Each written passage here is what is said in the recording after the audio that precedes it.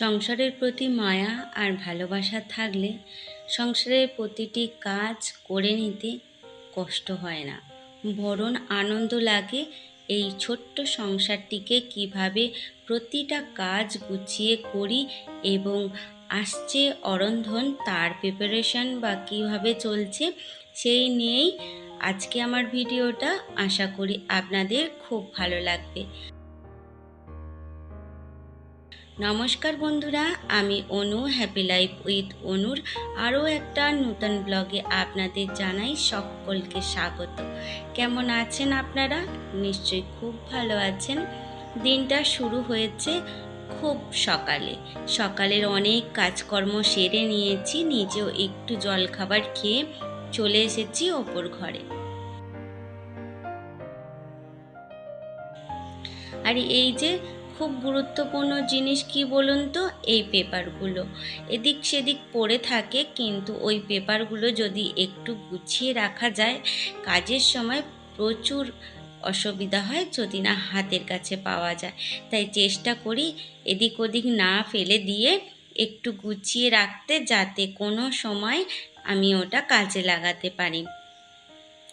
তো এই যে ঘরটা একটুখানি ঝাড়ু দিয়ে নিচ্ছি, আর বিছানাপত্র আমার গোছানো হয়ে গেছে। আসলে ওই যে বললাম আমাদের বাড়িতে রান্না পুজো আসছে, সেই কারণে প্রচুর ব্যস্ত, এত ব্যস্ত যে আপনাদেরকে ক্যামেরা করে আমি দেখাতে পারছি না। সকালে প্রচুর জামা কাপড় কাচা হয়েছে রোদুর দেখে, আর একটু বেশ বেলা করেই আজকে ওপর ঘরে আসা হয়েছে। আর যেহেতু রোদ্দুরের কোনো ভরসা নেই, কখন বৃষ্টি এসে যাবে, সেই কারণেই ভাবলাম যে আজকে আগে জামা কাপড়গুলো কেচে দেওয়া যাক, তারপরে অন্য কোনো কাজ করে নেব। আসলে একটার পর একটা একটু বুদ্ধি খাটিয়ে যদি করা হয় তাহলে সময় মধ্যে যেমন কাজগুলো হয় তেমনি আবার সুন্দর গোছানো হয়। তো সমস্ত ঘরের বিছানা আমি তুলে নিয়েছি, তারপরে ঝাড়ুটা লাগিয়ে দিচ্ছি।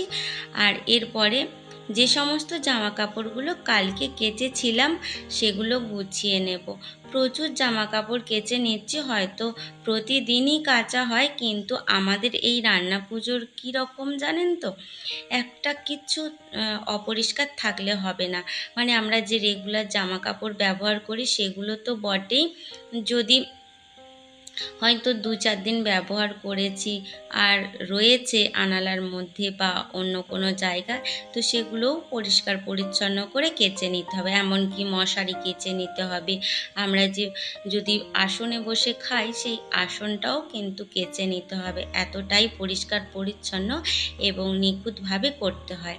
আসলে মা মনসার পুজো, সেই হিসাবে প্রত্যেকটা নিয়ম, প্রত্যেকটা বিধি মেনে কিন্তু সমস্ত কাজগুলি করে নিই। আর এমনিতেই আমি কোথাও গেলে সেই জামা কাপড় আর দ্বিতীয়বার ব্যবহার করি না। অন্তত জল কাচ করে হলেও ধুয়ে তারপরে আমি আলমারিতে ওঠাই, তাতে একদিন দেরি হলেও কি, আর তাড়াতাড়ি যদি কাজটা হয়ে যায় সেটাও। মোটামুটি বাইরের জামা কাপড় আমি না ধুয়ে না পরিষ্কার করে কখনোই আলমারির মধ্যে রাখি না। তো ওই যে বললাম প্রচুর জামা কাপড় কেচেছি, সেগুলো একটু উল্টে দিয়ে এসেছি, যদি শুকনো হয়ে যায় তো ভালোই হবে। আর এই যে সেদিনকে কয়েকটা নাইটি কিনেছিলাম বলেছিলাম, সে তো আপনাদের সঙ্গে আর শেয়ার করা হয়নি, ওই যে কাজ করে আর শেয়ার করা হয়নি। তো চলুন তাহলে নাইটিগুলো আপনাদের সঙ্গে শেয়ার করে নিই। আসলে বেশি দামি নয়, ওই আপনার 300 টাকার মধ্যেই নিয়েছি। একটা হয়েছে 270 টাকা আর একটা হয়েছে ওই 300 টাকা। এইরকম দুটো নাইটি আমি নিয়েছি। আর কালারগুলো আমার কাছে তো ভালোই লেগেছে, আপনাদের কাছে কেমন লাগছে অবশ্যই কমেন্টে জানাবেন। আর এটা বেশ সুন্দর, একদম সফট কটনের, আর অ্যালান কাট নাইটিগুলো, আর একটা করে ছোট্ট পকেট দেয়া আছে, যাতে আপনি কাজের যে কোনো জিনিস দরকারি, বিশেষ করে দরকারি বলতে ফোনটা আপনি রাখতে পারেন। তো এই নাইটিগুলো আমার বেশ ভালো লাগলো। আর প্রিন্টগুলো এই যে দেখুন কেমন হয়েছে কিন্তু জানাবেন। আর ভিডিওটার এই পর্যায়ে এসে বলি, যদি কোনো অংশে ভিডিওটা ভালো লেগে থাকে তাহলে প্লিজ চ্যানেলটা সাবস্ক্রাইব করে আমার পাশে থাকবেন। আর অবশ্যই একটা মিষ্টি কমেন্ট করে জানাবেন। এই যে আমি হাত দিয়ে দেখাচ্ছি কত সুন্দর সফট। আর ভাবছি একটা নাইটি একটু ধুয়ে দেব। পরার আগে আমি চেষ্টা করি সবসময় নাইটিগুলো একটু ধুয়ে শুকনো করে নিয়ে তারপরে পরতে। যদিও দুটো একসঙ্গে বের করব না, ভাবছি একটা ধুয়ে দেব আর একটা তুলে রেখে দেব। তাহলে চলুন, নাইটি তো দেখানো হয়ে গেল, অবশ্যই জানাবেন। আর এই দেখুন আমার অ্যাডেনিয়াম, সেই যে কুঁড়িটা দেখিয়েছিলাম, কি সুন্দর ফুল ফুটেছে দেখুন। মনটা দেখে ভীষণ আনন্দে ভরে গেল, কেননা গাছ বসালে, সেই গাছকে যত্ন করলে, সেই গাছ যখন ফল ফুল দেয় এমনিতেই মনটা ভরে যায়। আর ও যেহেতু সূর্যের দিকে ছিল তাই ভাবলাম আপনাদেরকে দেখানো হয়ে গেছে যখন, একটুখানি ঘুরিয়ে রেখে দিই। আর আমার জীবনের শ্রেষ্ঠ পাওয়া উপহার কি জানেন? এই যে বেদানা আর একটা লেবু। কেন বলুন তো শ্রেষ্ঠ উপহার বললাম? আমার ছেলে কিন্তু আমাকে এই ফলগুলো এনে দিয়েছে। ওর যেমন বাজেট, ওর যেমন হাত খরচার টাকা, সেই হিসাবে কিন্তু আমাকে এই ফলগুলো এনে দিয়েছে। বলল, মামা তোমার জন্য এগুলো এনেছি, খেও কিন্তু। তাহলে হলো না আমার কাছে জীবনের শ্রেষ্ঠ উপহার। আর এই দেখুন, এটাও কিন্তু প্রায় দুপুরবেলা। কত জামা কাপড় শুকনো হয়েছে, তুলে নিয়ে এসেছি। এখনও কিন্তু অনেক জামা কাপড় শুকনো হচ্ছে চারিদিকে। আর এখানে মা আজকে রান্না করছিল, যেহেতু আমি কাচাকুচি ঘরদুয়ার পরিষ্কারগুলো নিয়ে মেতেছিলাম, সেই কারণে আর রান্না বান্না করা হয়নি। মা এখানে মাছের ঝাল করেছিল আর পলতা শাকের চচ্চড়ি করেছিল, আর সাথে ছিল আমড়ার আচার।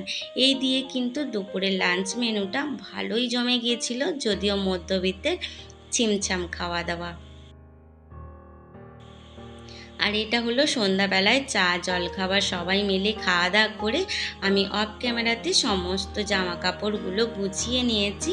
এইভাবে একটুখানি জামা কাপড়গুলো গরম থাকতে থাকতে গুছিয়ে নিলে ভাঁজটাও ভালো হয়, আর জামা কাপড়গুলো আমার কাছে মনে হয় বেশ একটুখানি ফ্রেশ লাগছে। তো এই যে সমস্ত জামা কাপড়গুলো গুছিয়ে নিয়েছি, এবার জায়গায় তুলে রাখবো। আর যখন যেটা প্রয়োজন হবে বের করব, তবে এই 2-1 দিনের মধ্যে মোটেই বের করব না। আর যদি কোথাও বেরোতে হয় তো বের করতেই হবে, চেষ্টা করব তাই, না হলে আবার কিন্তু কাচাকুচি করে রেখে দিতে হবে। আর এইভাবেই সংসারকে ভালোবেসে তার প্রতিটা কাজ সকাল থেকে সন্ধ্যা পর্যন্ত গুছিয়ে নিলাম। কেমন লাগলো আমার আজকের দিনটা তা অবশ্যই জানাবেন। আর এই হলো রাখি পূর্ণিমার চাঁদ। যদিও রাখি পূর্ণিমার পরের দিনের চাঁদ, কিন্তু কি ভালো লাগছিল ওই নারিকেল গাছের আড়াল দিয়ে যখন চাঁদটা উঁকি মারছিল, দেখতে ভীষণ ভালো লাগছিল। হয়তো আপনাদেরকে ঠিকভাবে দেখাতে পারলাম না, যদি দেখাতে পারতাম আরোই আনন্দ লাগতো। তাহলে চলুন বন্ধুরা, শুভরাত্রি। সকলে খুব ভালো থাকবেন, নিজেদের খেয়াল রাখবেন। দেখা হবে আবার কালকে, ততক্ষণ আসি।